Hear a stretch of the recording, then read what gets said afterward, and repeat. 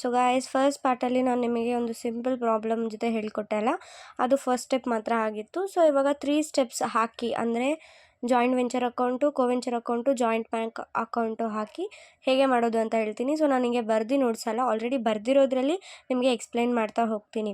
So ಇದರಲ್ಲಿ ಏನು ಕೊಟ್ಟಿದ್ದಾರೆ, P and Q entered into the joint venture to take a documentary film for the government. P contributed 20,000 and Q contributed 30,000 deposited in the bank. They made a payment from joint bank for purchase and equipment 12,000, salary 10,000, wages 90,000, material 18,000 and other expenses 12,000. This shooting was over and the film sold to government for 2 lakh. P agreed to take over the equipment for the 4,000, prepare the necessary documents. Ledger. ಅವ್ರು ಏನು ಹೇಳ್ತಿದ್ದಾರೆ ಅಂತಂದರೆ, P ಮತ್ತು Q enter ಆಗುತ್ತೆ joint venture ಅಕೌಂಟ್ಗೆ, documentary film start ಮಾಡ್ತಾರೆ ಮತ್ತು ಗೌರ್ಮೆಂಟಿಗೆ contribute ಮಾಡೋದಕ್ಕೋಸ್ಕರ. ಸೊ ಪಿ ಬಂದುಬಿಟ್ಟು 20,000 ಇನ್ವೆಸ್ಟ್ ಮಾಡ್ತಾನೆ, ಕ್ಯೂ ಬಂದುಬಿಟ್ಟು 30,000 ಇನ್ವೆಸ್ಟ್ ಮಾಡ್ತಾನೆ.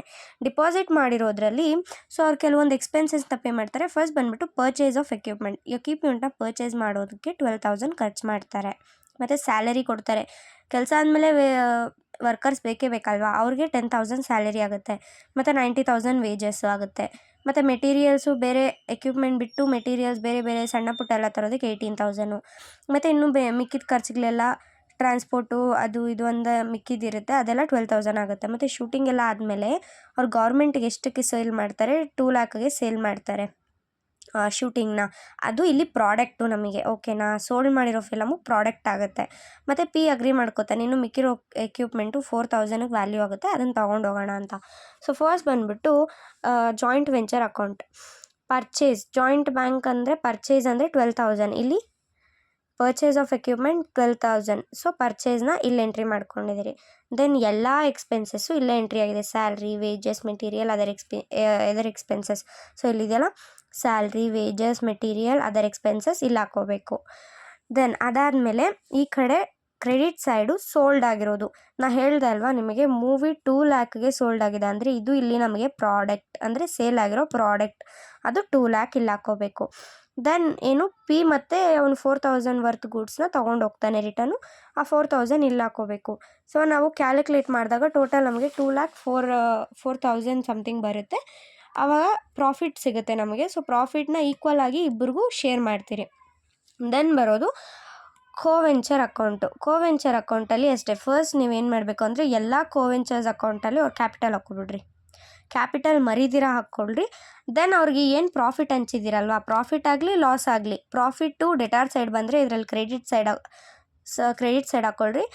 ಲಾಸ್ ಏನಾದರೂ ಬಂದರೆ ಡೆಬಿಟ್ ಸೈಡ್ ಹಾಕ್ಕೊಳ್ರಿ. ಮತ್ತು ಟೇಕನ್ ಓವರ್, ಈ ಸಿಂಪಲಾಗಿ ಏನು ಅಂತಂದರೆ, ಈ ಅಕೌಂಟಲ್ಲಿ ಏನೇನಿದೆ ಎಂಟ್ರೀಸು ಅದು ಕೋವೆಂಚರ್ ಅಕೌಂಟಲ್ಲಿ ಆಪೋಸಿಟ್ ಆಗುತ್ತೆ. ಇಟ್ ಮೀನ್ ಇದರಲ್ಲಿ ಡೆಬಿಟ್ ಇದೆ ಅಂದ್ಕೊಳ್ರಿ, ಇದರಲ್ಲಿ ಕ್ರೆಡಿಟ್ ಆಗುತ್ತೆ, ಮತ್ತು ಇದರಲ್ಲಿ ಕ್ರೆಡಿಟ್ ಇದೆ, ಇದರಲ್ಲಿ ಡೆಬಿಟ್ ಆಗುತ್ತೆ ಅಷ್ಟೇ. ಏನೇನಿದೆಯೋ ಕೋ ಪಾರ್ಟ್ನರ್ಸ್ ಅಂದರೆ ಕೋವೆಂಚರ್ಸ್ ನೇಮಿಂದ ಎಲ್ಲ ಇಲ್ಲಿ ಹಾಕ್ಕೊಂಬಿಡ್ರಿ, ಓಕೆನಾ.